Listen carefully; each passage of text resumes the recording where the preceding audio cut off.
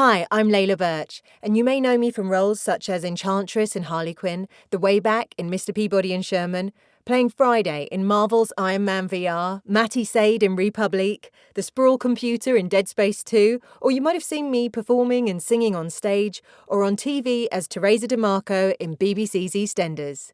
You're watching In Conversation with Amber Jones. Hi guys, Amber here. Welcome back to In Conversation with ATF. Now, my guest today is an actress, a voice actress, a stage actress, and she's also best friends with my teacher. She is the voice of Enchantress in Harley Quinn, Friday in Iron Man VR, Lena in Dying Light, the Wayback Machine in Mr Peabody and Sherman, Mattie Sade in Republique. She's done additional voices for Uncharted 4, Call of Duty Modern Warfare Remastered, World of Warcraft Dragonflight. She's also been in a few soap operas as well, like The Bill, Doctors. She was also Teresa Di Marco in EastEnders, and she's also actually in the film Missing Link as well, which actually is quite cool. My guest is Leila Birch. Hello, Leila. Thank you for having me. Hello. Welcome. Oh my gosh, right. I cannot stress enough. Thank you for accepting my invitation, because of course we've got a close link because you're best friends with my teacher at college. You're both actresses. Yeah. So I could check you were really who you were. Yeah. On my podcast, like, oh, what's happening? No, it was awesome. It's awesome. It's lovely. Absolutely lovely. I'm happy to be here. Well, her name's Natasha Sims. She's my teacher at college. I've done performing arts now for about 3 years. I've been a proud student of hers, and her and Leila actually met at, where did you meet? We met at school. Yeah, when we were both at Italia Conti. I don't know if I was 13 or 12 or something like that. But yeah, we went up through the ranks of performing arts together and had a lot of fun doing different shows and things like that. And then actually she got Hollyoaks when I got EastEnders.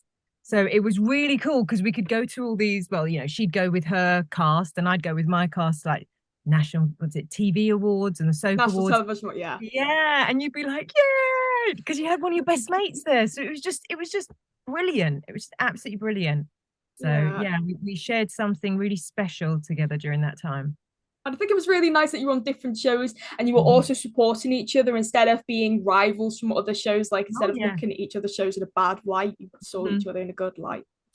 Yeah, and her husband, or fella at the time, was on Brookside. So we were all in different shows. So it was really cool. Yeah. That's so cool. I did see a picture of you and her, and like I think like every people who were in my year, we saw it, because now she's got like light blonde hair, but back then she had like brown hair. We looked and we were like, we were looking in disbelief. We were like, was that really you? And like, well, I mean, I wasn't that surprised, because I was like, oh, people change and stuff, but everyone was going nuts over it. I'm like, well, don't tell her. But I like her better with the dark hair. I can't decide preference. But I guess it's like, when you have so many memories with somebody and you just think of that time, and then I still remember her with dark hair. Like I don't do much Facebook, and I don't think she does very much Instagram. I don't think she's on Instagram, but I kind of do like a little bit of Instagram, So I don't actually see a lot of pictures of Tash. So when I'm like looking through, or when I see a picture, I'm like, whoa, oh yeah, you're blonde. And I have a couple of friends like that who literally have been blonde for about 10 years, but when I close my eyes, they've still got dark hair. Yeah. I know, it's so cool, like that sort of connection, because I call her Tasha because we're allowed to call our tutors by our first names, but you call her Tash. Cool. I'm not sure. Am I allowed to call her Tash, or do you think like probably? I mean, I don't know. I don't know if that's too too familiar casual. Or not. I mean, So, but I don't know. I think I'll stick to Natasha. It's a lot better, because I know her from during my class. That's how I address her. And outside, I mean, like if I was talking about a teacher like Mrs.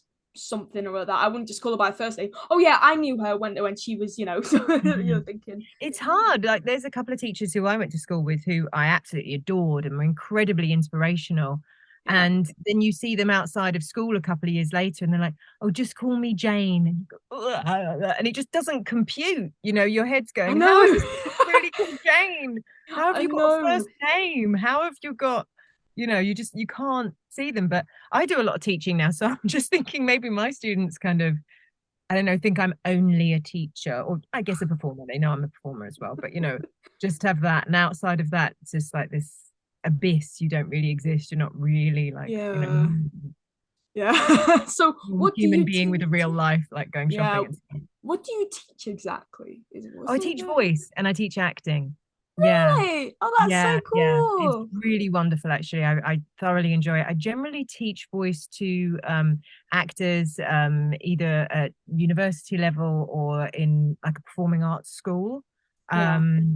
And I'm working a lot at the moment, just kind of working to release tension. You know, our body to work, our muscles to move and everything, we need a certain amount of tension in our bodies. But the problem I think with most performers is that we use too much tension for the task at hand. And because of that, it affects our breath, it affects our all the impulses, the artistic impulses we have, just say on a line or with a character. There's extra tension there. It's our tension, it's not the character's tension.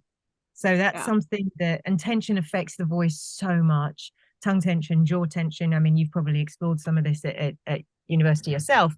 But I'm finding more and more in my own work and in my teaching work that release and alignment is just so key. And so many people, when they're doing this kind of work, they do a little bit of release and alignment, and then they just jump to the kind of like more kind of zhuzhy stuff like articulation and dialects. And it's like, yes, but if you don't get the foundations right, you're kind of dead in the water when you're doing the other stuff. You'll be able to do it a little bit, but you're not going to get the breath capacity that you really need. You're not going to be able to have that flexibility and muscularity in the tongue to be able to do that really, really fast Shakespearean line. You know, so I'm very much about the breath as well, the impulse of breath. It's pretty fascinating to me how many people actually hold their breath, or how many actors kind of go, my line is coming up, my line is coming up, I'm going to breathe. And now I'm going to speak. When in real life, you know, we see something, we have a reaction to something and an impulse to share that reaction in some way. So whether it be a folder falling on the floor and the reaction is us to go, ah! Or whether it be somebody says something to you and you want to say, thank you for that, you know, or no, how dare you, whatever the reaction is, we don't think, oh, I'm going to breathe, I'm about to speak. And it just is, it's immediate impulse. So if you have that tension there, you can't connect to that character's impulse for the lines. And you're just thinking about kind of, you know, people get stuck in this regurgitating words place. Yeah. As you can see, I'm very passionate about having that freedom of breath. I think it's just so important. Yeah, you should come and teach a class at my college. Yeah. You'd be honestly be perfect. I mean, when did you last come back to England, may I ask? When was I last in England? I was actually my brother got married. So I had a quick pop over in November for that. That was absolutely brilliant. It was so lovely. And then before that, I think I was there in like August, September last year. But I'm actually leaving for England tomorrow. Really? Yeah. Wow. Yeah. What are your plans to do over there? Whole bunch of different things, a few meetings, some family stuff, and you know, different kind of bits and bobs that's going on. A little bit of research as well, because I love having little bits of research. So yeah, I'm just it's, I still have, you know, an agent in the UK, I have an acting agent, and I have a voice agent over there as well. So they're getting me some opportunities, which is wonderful. So yeah, so it's all good. And I'll be, I don't know, 3 weeks, 5 weeks, something like that. I'm a bit kind of, yeah, I'll go there. I have these wonderful, I got this booth, this one I got this week. It's not fully sorted. The mic arm isn't even sorted out yet. Like the lights down here and not up yet. But I got this a few days ago, and we so I have this here so I can work remotely with the UK. And then I have a slightly smaller one in London. And so then I can do remote gigs in London from here, which is great. Yeah, that makes sense. Yeah, you'll definitely have to come up to the north if you can. I know, I'd love to if I get a minute, you know. Yeah, that'd be quite fun. Yeah, do miss the UK when I'm here. It's there are so many wonderful things about both countries. Yeah, I mean, every country has its wonderful things, and every country has its flaws, right? You know, there's no perfect country. But I do miss the humor in the UK. You know, how two people can just have like a little joke in the supermarket. You don't know each other, but you say something, I don't know, about where the bananas are, or where the baked beans are, or whether whatever, and someone else goes, yep, and they both have a little giggle, and then you move on, you know. Happens all the And that's time. very, Definitely. very English. Yeah, I really like Yeah. that. I miss Yeah, that. definitely. So when did you make your big move to America? Well, in 2004, I did a course at RADA, studying Shakespeare. And it was, I think, 12 weeks, 8 weeks, 10 weeks, something like that anyway. And on that course, I met a whole bunch of Americans. I would say about 60% of the course, 70% of the course was Americans. And I made some really good friends. And then out of those Americans, you pared it down, and there was a certain amount of them who lived in Los Angeles. And I'd always Yeah. wanted to come to LA, just kind of see. I mean, I'd been here on holiday when I was younger, Yeah. but just kind of see what was here, see like what the world was like and all of that. And then I came over here in 2005, just for really an extended holiday, have a few meetings, things like that. I was Yeah. like, okay, I want to put some things in place to come over. It did take a while, and I had other work in between and other things I had to kind of, other commitments that I had to honor. And then I came over in 2007. And at that point, I just thought, I'm going to be here for a little while, and I'm just going to see how my heart feels. That's what I thought was the most important thing. So I'm very close to my family. I have amazing friends in the UK, one of which you know. And I just felt like, but I need my heart to be okay with being here, because otherwise I'm just going to be unhappy. And what's the point, Yeah. In life, I think we need to find that level of kind of peace and happiness and contentment with where we are, on a kind of business level, where we are Yeah. on an artistic level. But family and friends is very, very important. They're very, very important to me. So I wanted my heart to be happy. And after a little while, I thought, yeah, I like it here. And it's not about the sun.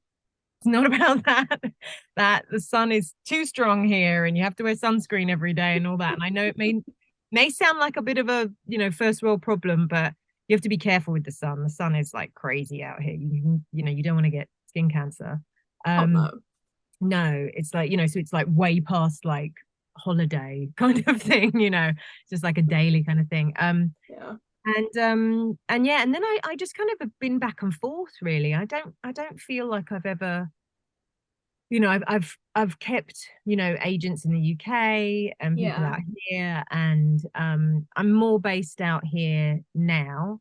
I was back and forth for a little bit. I lived in Australia for a little while, for a couple Oh of years. wow. Yeah. So I That's went over cool. there for a little while. But always in sections. I never live anywhere for too long. I think I'm a bit bohemian like that. I'm somewhere for a few months, and then I go, what's over here? Let's see what opportunities and Let's people go for are a over little here. bimble. Yeah. Yeah, let's go over That here is for a so bit cool though. and find some inspiration, to Yeah. write something or create something, or you meet people, and I'm just fascinated by learning about humanity and different types of people, and finding the beauty in things that other people don't usually find beauty in. I think as artists we must keep doing that. Yeah. Yeah. You've got to just kind of explore. You got to make your own style, sort of like, Mhm. yeah, make your own mark on the industry and find what's right for you. Yeah, and just find what you enjoy as well, and because you don't Yeah. want to be working. I mean, I have friends who aren't particularly in the industry, but even they talk about, if they work temp jobs and things, which most acting jobs really would equate it in like normal jobs to being like temp jobs, because you go somewhere for 1 day or 2 days, or you work on something a week or something like that. And even they talk about the kind of boss you have, the kind of job you're doing somewhere, and how much of your personality you're allowed to have somewhere. And I think all of that is very important for your soul. Yeah. Exactly, yeah. How did you get into voiceover? Because of course you were an on-camera and stage actor, and then like suddenly you're doing EastEnders, and now you're doing Harley Quinn and stuff. And I'm like, how did you make that transition then? Well, when I was very young, I think I was 9 or 10. I did my first voiceover job, and that was with the Una Stubbs in an NHS video, and it was I'd love to get a copy of it. I think it was called Wiggly, and it was all about, at the time they had this it was for children who had leukemia. You're like looking it up right now. Yep. It was for children who were going to have an operation, and I think it was that they had leukemia, but it may have been, all cancers. I apologize profusely if I'm That's incorrect. okay. And basically they had this little kind of stint that was put in that all the medication would go through. And they Yeah. played the children this video. I played the little girl, and Una Stubbs was, I think it was like a squirrel nurse. So that the children would know and not be scared of Yeah. how they were going to be treated. So it was, an informative video, basically for children. That was my first ever voiceover job. And then I didn't do a voiceover job for like another, I don't know, 15 years or something, because I did that when I was so young. And weirdly enough, one of my friends who is an actor, but also is a dental hygienist over here, Uh-huh. in her seat, in the dental chair, she was in this guy's mouth, and he starts saying that he is a agent at William Morris, a voiceover agent. They used to have a voiceover department at William Morris. And she was one of my friends that we'd done the RADA course together that I mentioned earlier. And Yeah. I'd stayed at her house for a little while when I was first in LA, and I would read books to her son, and I'd do all the voices. And Yeah. I'd find that her and her husband would go, "Can you read this one again?" Because I'd do it like a radio play, And Yeah. Yeah. and while the guy's in her chair, she says, "Oh, you should know my friend Leila. She has the most amazing voice." And she waxed lyrically about my voice and my ability to do different characters. And he was like, "Okay, yeah, get her to give me a call." And then it turned out that he really liked my voice when I left a message, and they happened to have a few auditions coming up for I think there was like a kind of Bond girl character in some animation, and a bunch of different other auditions that were British. Yeah. And I guess there was a gap on their books, just very lucky. There was a gap on their books. And I started getting auditions. And then they said, "Welcome aboard," after a little while. So I was with them for, they closed their like scale voiceover department. I think it was in 2020, around the pandemic-y time. So I was with them till then, and then I moved over to another agency. I'm with ATA right now in America. Arlene Thornton. Yeah. Do you know her? I've contacted her before because I've tried to reach some of her clients' interviews. So I know she represents people like Steve Bloom, Susan Blue. She was married to Jack Angel before he passed away. He was also a voice actor. Colleen O'Shaughnessy, the voice of Tails in the Sonic franchise, she's with them. So yeah, I am familiar with their little what is it? I can't remember what it's called. It's like not a list. What is it called? I think it is the list. Don't they call it the list? What's the word? I think it's like I'm trying to have a think. Client list. I think they'd call it a client list. Yeah, I'm literally just going through my emails right now because and I'm also trying to get this little NHS I'll thing. tell her. I'll send an email afterwards and say that we did this. So oh yeah, that's a good idea. Yeah, then it's like, it's nice to say, and then she knows you're kosher if you're looking at other people. Yeah. Oh yeah, she's Mona Marshall, Teresa Gansel, and Clive Revel. You're so adorable. You know everything about this. You're so adorable. It's my passion. It's my passion. That's why I started this show, because I love talking to all these voice actors and stuff like that. And because Leila, you fit in the gap perfectly between me wanting to get into voiceover, my college life, and me loving voiceover. You're right there.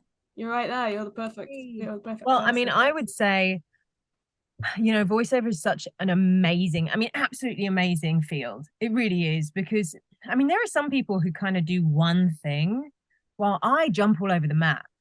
I do animation, I do video games, I do trailers, voice matching, looping ADR. I do, I've done a few audiobooks, I've done all kinds of different things really. And, a couple of commercials. Commercials aren't my big one, to be honest. I mean, they're lovely when you get them and everything, but I don't seem to get a lot of commercial auditions. But yeah, all of the other things, like I really am just like jumping from one to the other. I'm very lucky like that. And it keeps it all fresh and wonderful. And it just, the fact that we could play this pen, yeah and like, what would I do? I do this sometimes when I'm creating characters, but it's like, if you're creating a character out of this pen, like what are some of the attributes you see, Amber? Different colors, could have different voices, maybe different colors, different voices. It could be different personalities.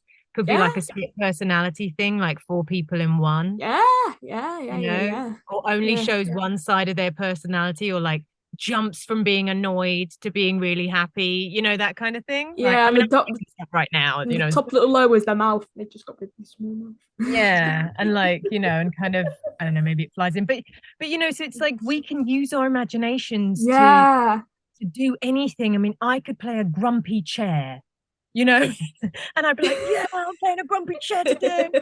And our auditions are such fun. I mean, we don't, obviously we audition a lot, and we're not always the right voice type. We may have, very bookable read, but maybe the voice type they were looking for was a little more gravelly or a little more light, or whatever it may be.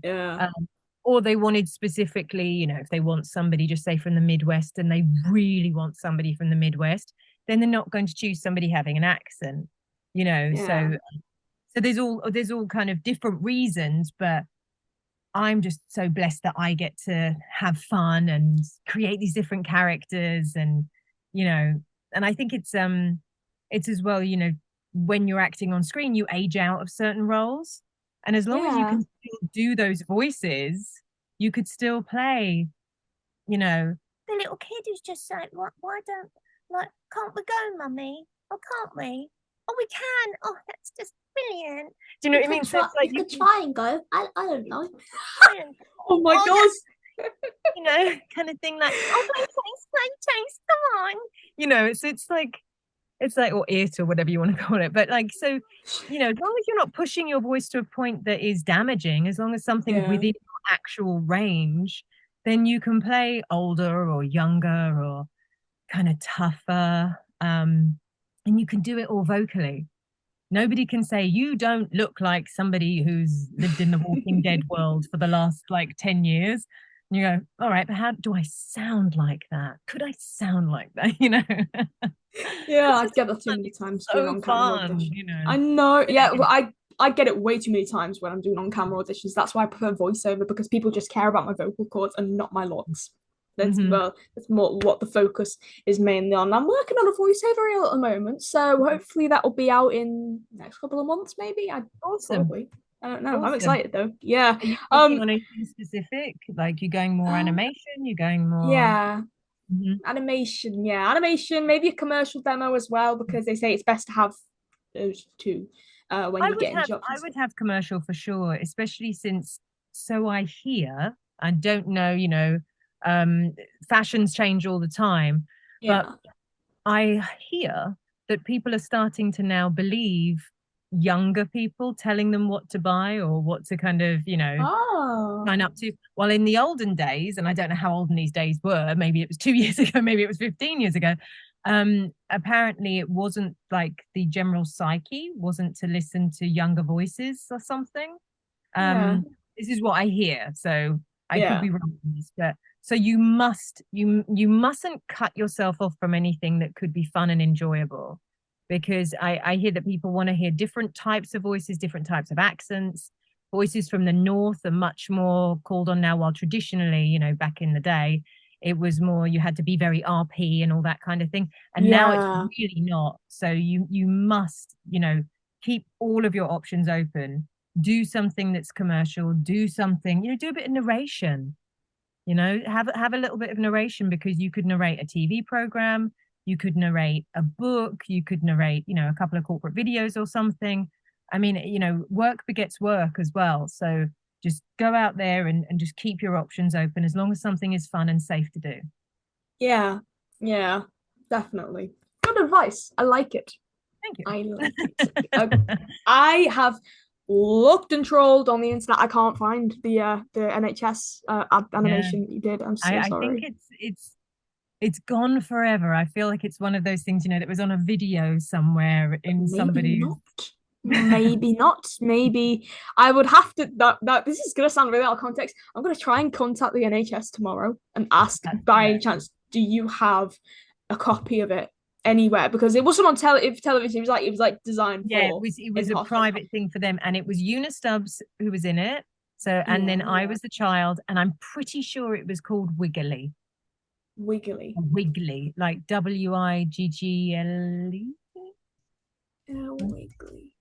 Because that's what the little stint thing was, the nickname for the stint thing that they put inside. I wonder with modern medicine, I doubt this. Who knows when they stopped doing that, or if they. Look, I can't find. It's weird. It's like it doesn't even exist. I'm just looking up. I had Una. Did you meet Una Stubbs? May I ask? I did. I was very I was very into Wurzel Gummidge, and I saw her as Aunt Sally. Of course, I was like, oh, Aunt Sally, because I was only 9 or 10. I think I was 10 at the time of doing it. And it was really, I mean, it was very exciting, you know. Every job I go on is very exciting, though. Like I say, oh, because I was a kid. It's like, no, I go, even now. I walk up with my script and I'm all excited, you know. I'm trying to think. Maybe it could be classed under a PIF, maybe. I have absolutely no clue. You're gonna send me down the rabbit hole after this now. I'm not gonna stop. You don't have to look for it. Like it's unless you like it, like, you know, I have to do this, otherwise it will annoy me forever. I must find it.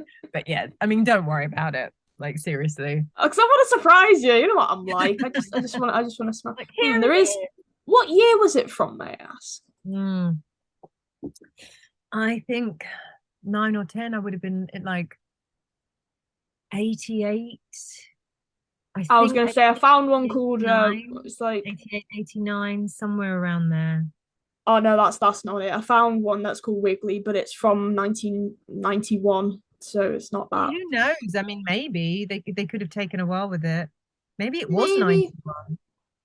Maybe, I don't know. I'll have to try. I'll keep finding it. And if I find I mean, if you don't mind, that would be awesome. I'm terrible at searching things. So. Honestly, it's okay. I just love anything to do with like PIFs, public information films. I'm just so interested in them, and just think, you know, the sort of thing that terrified you as a kid, you know. Leila, what did you grow up watching? Did you grow up watching cartoons or watching television? I grew up. I know technically it was before my time, but I think I must have seen the repeats of Bagpuss. Like, Bagpuss. Love Bagpuss. Oh my goodness, I loved Bagpuss. And I've played it to a couple of Americans while over here, and they're like, "This is the most frightening thing." It's terrifying, you know. And Emily loved him, you know. Oh, you know what that reminds me of? Someone put on Facebook, it went viral. Someone put the Stranger Things theme over the Bagpuss intro, and it sort of fit. And I was like, "This is not the way I envisioned Bagpuss to go viral." But okay, if you want to do it, I mean, it happened recently, basically. You know, Poundland, of course. Well, there's one near where I live, and someone's modified it to make it say Pound Town, and then someone put it on Twitter saying, "This is the UK version of the dollar store," and people are believing it. And people, well, most people are like, "No, it's Poundland." I'm like, "That's my local Poundland. What was that doing there?" I'm like, it's just so funny. It's just such a funny thing. So yeah, Bagpuss. Yeah, I grew up. Yeah, and I used to put like books or something. It can't have been books because I would have fallen, but something. I would make a little like platforms, and I would be the guy, the woodpecker who comes out. He Professor was my Yaffle. Yeah. Yes. I used to love him, and I used to watch the Flumps. Loved the Flumps. Flumps. Oh my gosh! Like all Yeah. these were repeated on like this Nick Jr. They did like a classics block back in the day Yeah. when I was about 4 or 5, and Yeah. they had all the old Well, these were classics. originally from, I think, even earlier than my. So I was watching repeats, but they had also. Oh, I love Chock-a-Block. Like Chock-a-Block, yeah. Chock-a-Block was so cool. I used to go, Chock-a-Girl, checking out, and I would Oh be yeah. do. Oh yeah, because they had Chock-a-Girl and Chock-a-Bloke. I thought it was Yeah. really cool. They named him Chock-a-Bloke because it was It like was so Chock-a-Bloke. strange. All of the English programs, really, when you look back on them, are so super odd. I know, yeah. So odd. Like even the Teletubbies, which was, after my time, was really strange as well. I mean, it was fun and kids liked it. But Yeah. all of the English programs, I think, and I loved Morph. Oh Loved. yes, Morph. Yeah. Oh my gosh, I had a VHS tape of Morph, and then it's There's a resurgence of Morph. I follow him on Twitter, and he followed me back, and I was like, Morph, follow me Oh back. my gosh, it's a claim to fame. Obviously a human, but like, I'm like, Yeah, they've started making more Morph shorts for Sky Kids, I think. Sky, the TV broadcast. They've got a new kids channel, and Morph's making a comeback apparently. So brilliant. that's quite fun. Finger Mouse, that was another one, wasn't there? Oh yeah, Danger Mouse or Finger Mouse or both of them.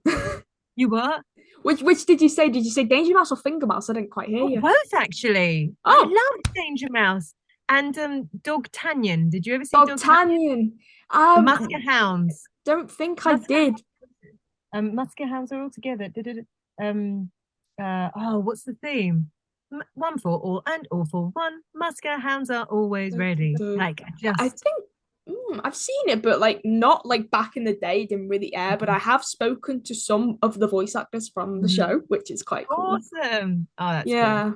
I know. Yeah. So I know Michael McConaughey was in it. I can't remember. I think he was in the sequel, the second Dogtanian show, and then I've got an interview scheduled with Cam Clark, who was the voice of Dogtanian.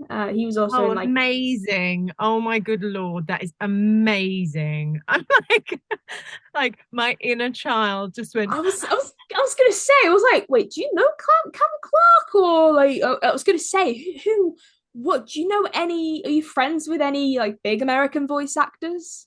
Well, you know what's weird is so often we go in separately, so we don't get to meet each other.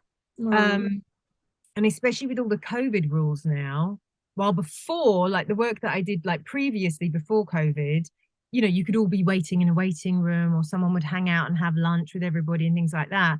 But the Screen Actors Guild over here is super brilliant at keeping us safe. So if you have, to say, an actor in, they have all these protocols about certain fans and things that have to go on in between actors. I think you need, I don't know, half an hour or an hour or something, just like the fans all running, like to purify the air. I thought you meant actual people. I was like, fans coming into the studio. I mean, I asked to go to Salami Studios. They said they don't allow running around,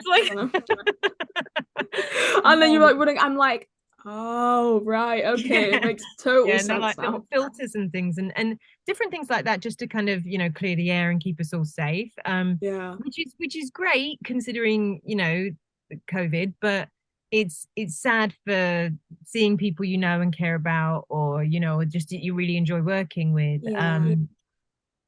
Jennifer Hale, I worked with on Republique.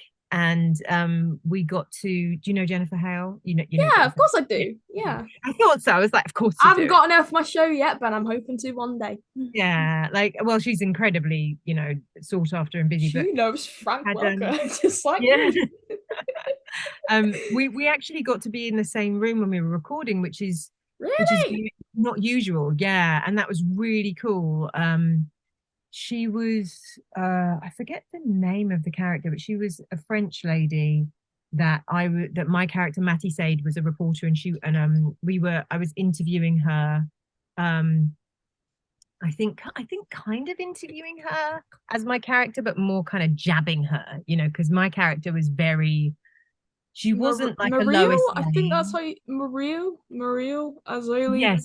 Yeah. something like that. Yeah. Who And else was in it? Carrie Payton, Matthew Miller. Oh my gosh. yeah, he Wait, was lovely as Fred well. Tatasciore, Carrie Walgren, Sumali Montano. Oh my gosh. Yeah, That's I so mean, cool. they're brilliant. The guys over at Camouflage, I cannot say enough good things about them. They are so absolutely wonderful.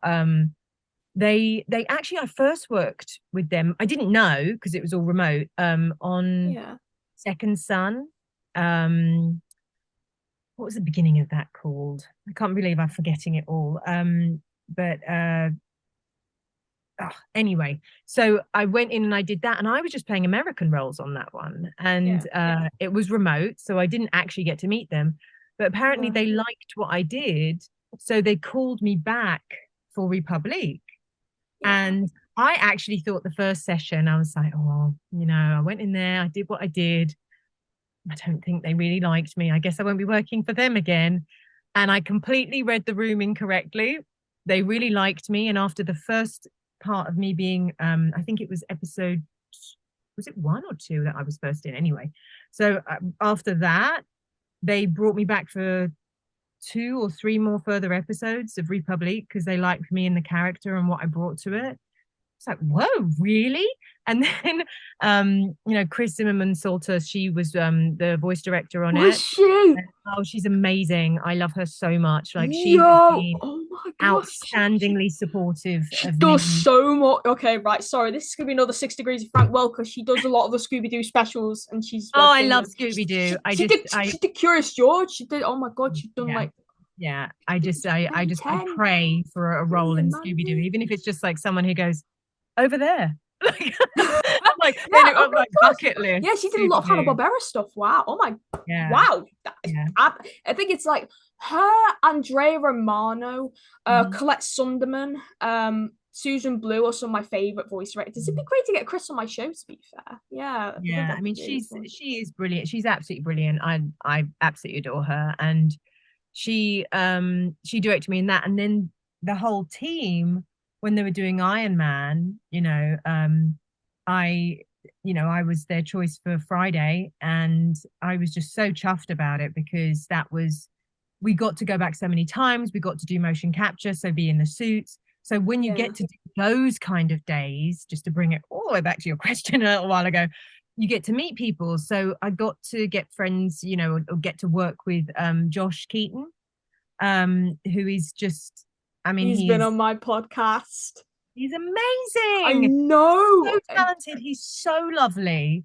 I know. And he streams on Twitch. He's such a good bloke who deserves all the success that he gets.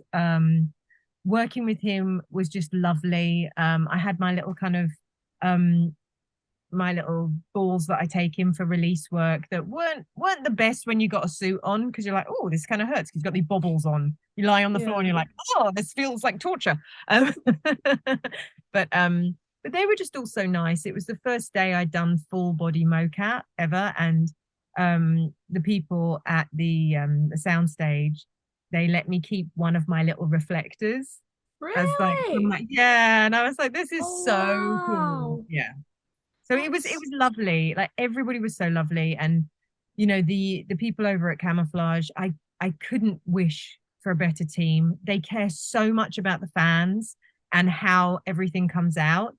And literally they just want to make like little tweaks to make things better all the time. And it's just, you come off set and you think, all right, I think I've given them what they want. And then, the feedback that you get from them, they're so thankful that you've come, and that, they love my acting, and they love the collaboration, and getting directed by Chris is just such a gift, I mean, I do feel, though, there's been, I have had really good experiences in the world of voiceover and in the jobs that I've worked.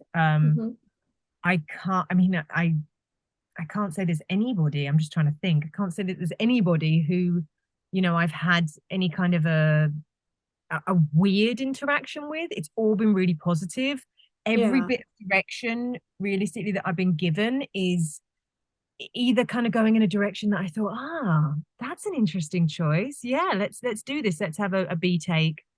Or it's just been something that, you know, maybe if I'd have been doing it on my own in my booth, you kind of get a little bit in your head sometimes, not all the time, but sometimes. And then to have that other person there, it builds, it's just wonderful.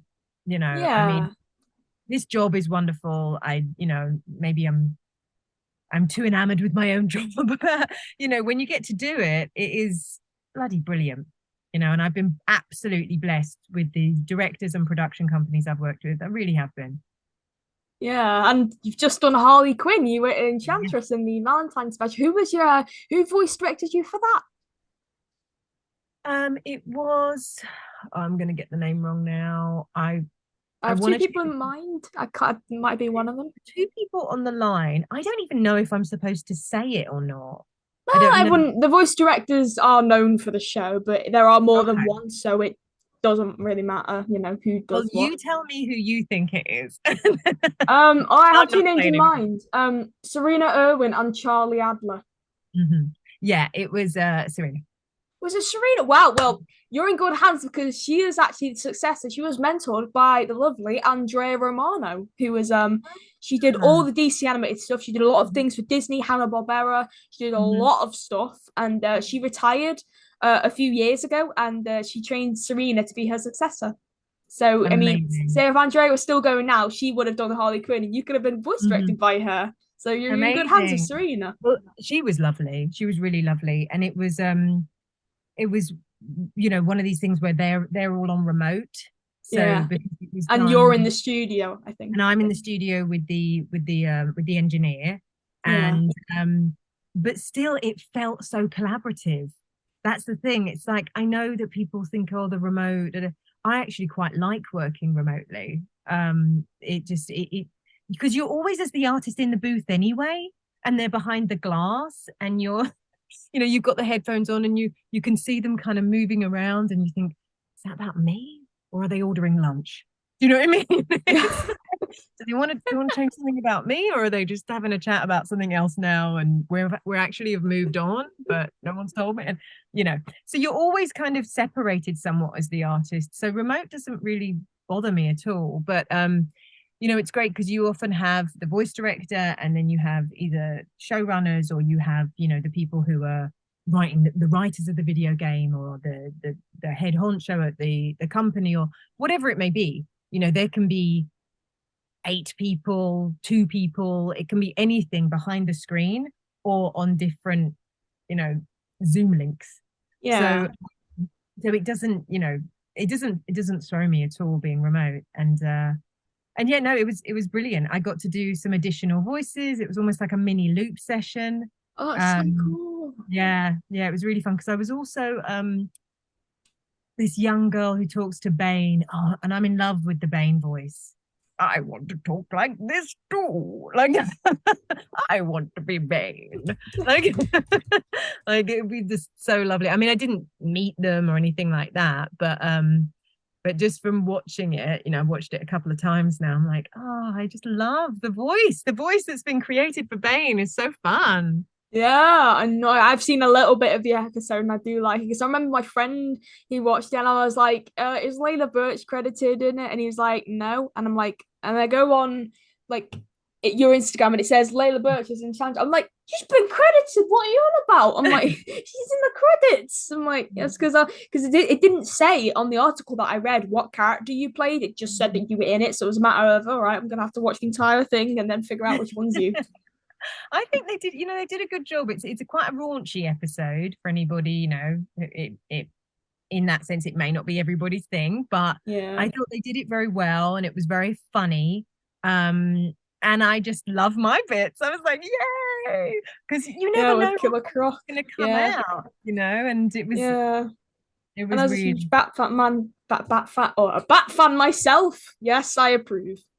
Awesome. Yeah. I met Kevin Conroy himself before he passed away.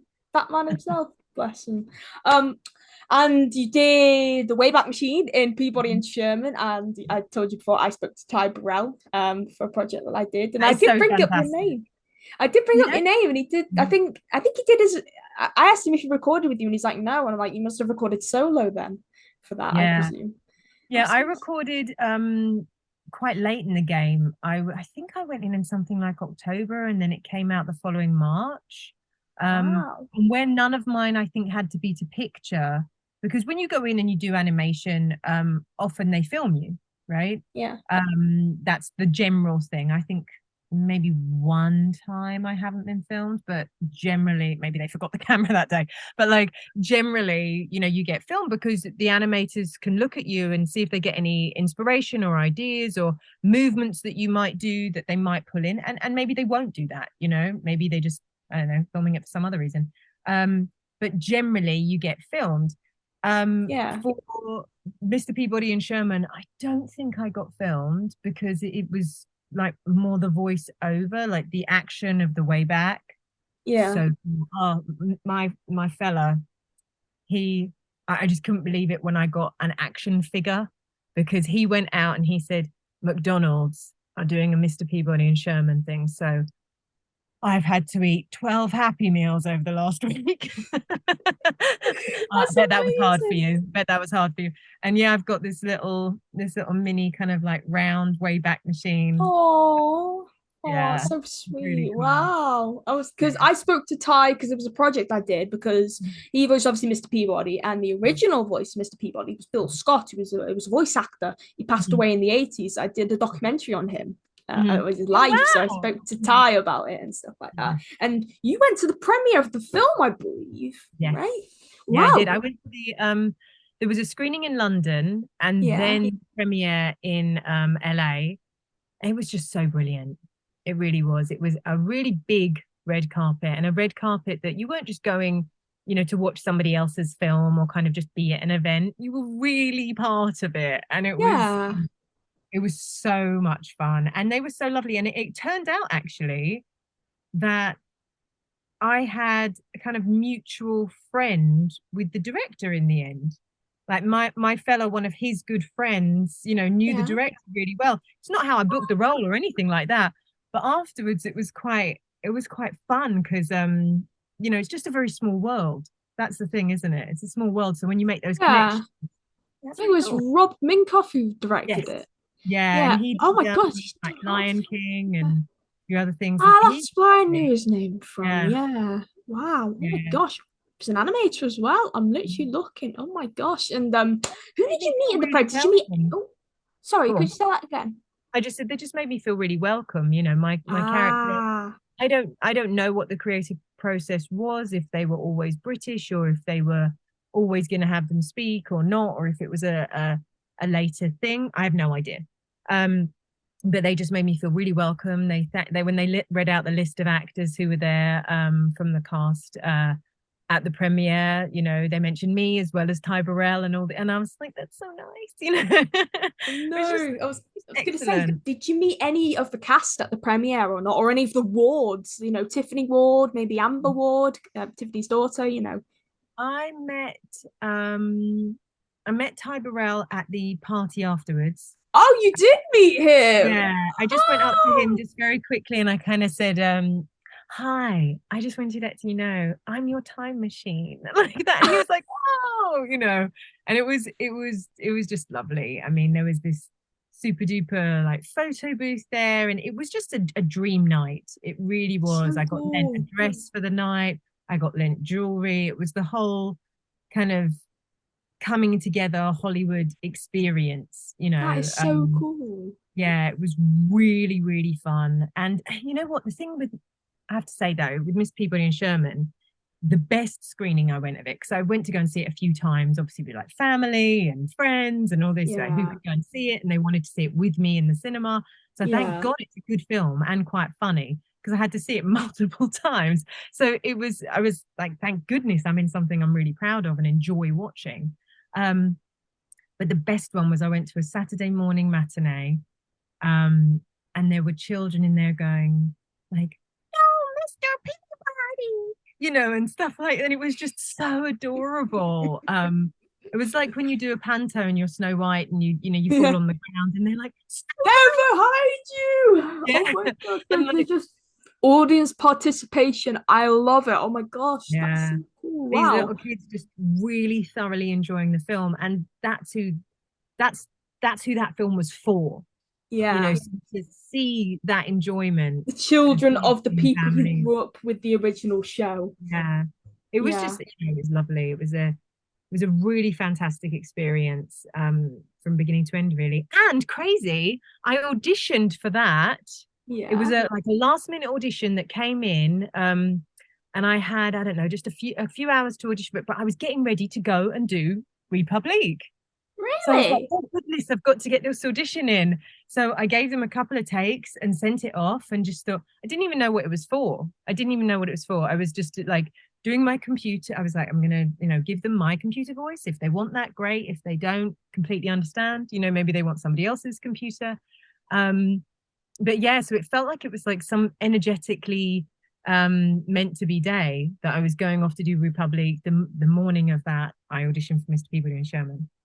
Wow. That is so cool. Oh Yeah, my it's fun. gosh. Yeah. Wow. That must have been magical for you. Really was. Wow. Really was.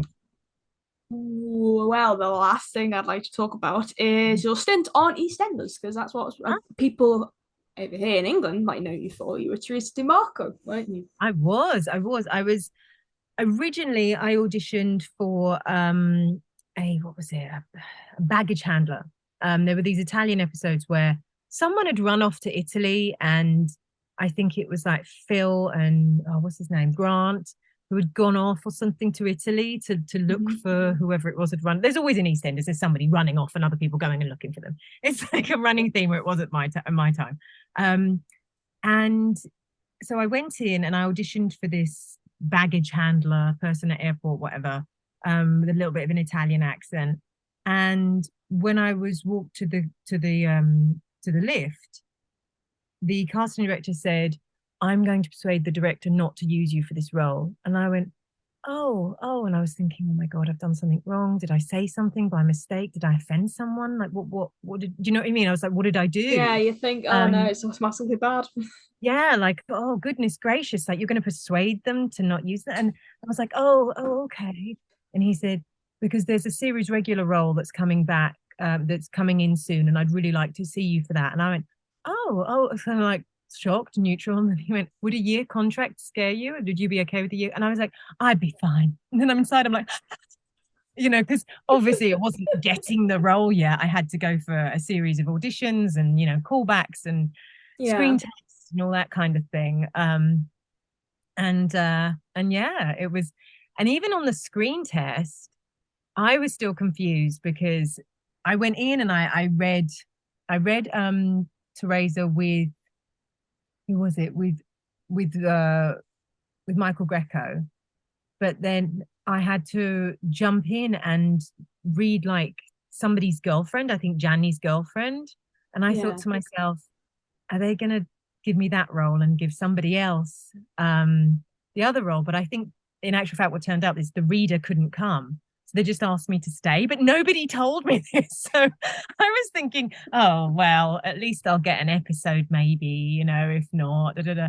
But no, apparently I was just doing everybody a favor, which I would have done anyway. I was happy to be there. And it was so exciting to be at the BBC and having screen tests and be on the set and all that kind of thing. Yeah, but it was, my character was there about 2.5 years. We had huge viewing figures at that time because it was before fragmented viewing. So we had about 28 million, I think. Wow. Yeah, 28 million viewers. You don't get viewers like that anymore. It's like, at the time, I think it's like 1 in 3 of the population watched the show. It was just so huge, I think it was the next year that, or just after I left, the first Big Brother came out. So like reality TV started, and then all the different channels started. So it's that time will never exist again, but it was a great time, and I love Teresa. I wish she had, I felt that she had a little bit more that she could kind of say or do. I'd love to revisit her. That'd be great. It'd be so fun, what she'd been up to. But her the role I played in Doctors, I feel, was a little bit like an older version of her. So it was quite fun. Yeah, they were a wicked cast as well. The two leads who I worked with were so welcoming. Running lines, doing all that, and I had my little balls, and we were opening up our voices because they'd all gone, to like drama school years ago. And yeah, this is great. Like messing around with vocal release exercises on set. So that was super cool. But yeah, I mean, EastEnders was something that I got close to my mum in EastEnders, Louise Jameson, who now's on Emmerdale. Wow. Yeah, she was I don't know if she still is or not, but she was a series regular for a little while. And everybody in my family I got really close to. Every now and again I still see Andrew Linford. We went on tour afterwards as well, he and we did an activity tour. That was really cool. Who else? I'm just trying to think who else I know. Oh, Troy Titan Adams, like one of my best friends. Really weird. So we were on the show together for about, I don't know, a year or something, year and a half. Yeah. And she left before I did. And I was just here, and I'm on this hike that I'd never been on before. And here hiking's a bit different. It's like a bit of an hour walk in a little bit of a hilly mountain, right? It's not like hiking in England where you got the big thing and the wind is going at you and no, right? It's more like kind of going on a hike instead of like going to the gym, Yeah. Anyway, so I'm on this hike and I suddenly hear Leila, and I know that voice. I turn around, it's Troy, and she'd just come here as well. So I know her and her husband and their son, and it's just that show, when any of us kind of meet up again, there's something that we shared, a period in time that's very difficult to kind of understand if you haven't experienced that or been there. And there's a bond, I think. The people who you became friends with, whether you see them again or not, there's just something that you share and a kind of camaraderie that we have that can never be broken. So I love that about that. Sounds like a wonderful experience. Wow. Yeah. Oh my gosh. Yeah. It had its ups and downs. There were times where you thought, Yeah. I want to be doing a bigger storyline or something like that. But my character got some good ones. When she went out, and I know what she did. She tried to buy drugs and got caught with them, but really they were like paracetamol or something, so she didn't actually get in trouble. And then all the Matthew Rose murder trial, stuff with Joe Absalom, who's lovely. And then just working with all the Steve Owen bits as well. Working with oh God, what's wrong with me? Spandau Ballet. And Martin Kemp. Working with Martin Kemp. I'm terrible with names. It's not a. That's okay. That's okay. And working with Martin Kemp was amazing. I remember us having this conversation, being like, we feel like at some point we might find out. Do you know what I mean? Found out we can't really do it. Yeah. Like kind of so down to earth and lovely and talented, but normal, and had the same concerns that the rest of us did. And he was always so present because he came into the show famous. Most people come into a show like that and get fame, but he was already famous. And when you talked to him at a party, there was none of that kind of thing going on. He was talking to you. He gave you his full attention. And I really always appreciated that about him. He's a really, really good guy. Glad to hear. Did you meet, I think she was doing it at the time, Peggy Mitchell, Barbara Windsor? Yeah. I had a few storylines with her. Did Not you? that many. We just kind of, when we first went in, I think her character was going out with George Palmer at the time, I think. And then George became, I think, my mum Rosa's boyfriend or something. Can't really remember. So long ago. I remember them that first day, when we were at the funeral, and it was of the character of my father had died, and we had this restaurant in Soho, and that's why we moved to Albert Square. Yeah. I remember, I met her there, and I was very like, wow, Carry On movies. Like, I was gonna say, do you remember? Did you grow up watching her in like the Carry On films? Or, like... Yeah, absolutely. And Chitty Chitty Bang Bang, which is one of my favorite films. She has a little cameo in that. Yeah. Really? Wow, I didn't know that. That's so cool. Wow. Yeah. But Louise Jameson for me was just a huge influence. I remember I was doing when I was doing even the tour afterwards, I went over to her place and we went through the script because I said, can you just like help me with the accent? I didn't have an accent teacher at the time, so I was like, I wanted to make sure that I was a heightened RP, and she helped me with a couple of vowel sounds, and she gave me a lot of guidance, at different times when I needed it. I mean, I was only 19 when I booked that. Really? So, yeah, I was really, I mean, that's like so young to have that. That's how old I am now. Oh, really? Yeah. That's how old I'm 19. Like, that's crazy to think. Well, you're like super together. I mean, I think I was somewhat together, but I just wasn't. It was just a very different time. I think you didn't have, things like the internet weren't really out there. I mean, they weren't out there the way that it is now. Yeah. You couldn't get information so quickly. You couldn't see, well, how's everybody else solving this one problem? There wasn't a YouTube video about everything. So, to have people that you could go to was just priceless. So she was great. And just I've been very lucky, I think, with having some really wonderful older women in my life to guide me at different times and to learn from them. I was always very close to my grandparents, so I think it's always very open to older generations and learning from their experiences and wisdom. Yeah, of course. Wow, that's so heartfelt. Wow, Leila, you've been amazing. Thank you so much for coming on my podcast. Oh, thank you for having me. It's been really fun. Really fun. I'm glad you enjoyed yourself. Leila, where can we find you on social media, may I ask?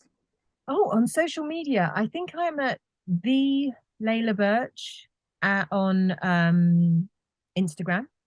And I think it's just the handle is Leila Birch on Twitter. Would that be correct? Because you're my Twitter friend. Well, I'm glad to be blessed with such a role in your life. I'm your Twitter friend now. Yes, you are just Leila Birch. I'm just Leila Birch. So I'm the Leila Birch on Instagram, and I am just Leila Birch. That's Leila Birch. Ah, that's so cool. I'm literally having a look at your Twitter now, and oh my gosh, like so many. Oh wait. Let's have a look. Who follows you? We've got mutual followers. Followers, Christopher Swindle, Veronica Taylor, Susan Eisenberg, Wonder Woman herself. Yeah. Oh my gosh. So these are voice actors: Jim Meskimen, Josh Keaton, and Roger Craig Smith. That's so cool. Wow. Oh my gosh. So, yeah, I've had Jim and Josh and Susan on my podcast. I'm hoping to get the excellent. Yeah. So wow, I am so happy I spoke to you tonight, Leila. It's been lovely to finally connect with you. Yeah, now I can tell Natasha all about you and how we connect and stuff. It's so cool. So, to you guys at home, thank you so much for watching this episode of In Conversation with ATF. Stay safe, stay happy, be kind to others and yourself. And most of all, like, comment, subscribe, share this video with everybody, and we'll see you around. Take care. Bye. Bye.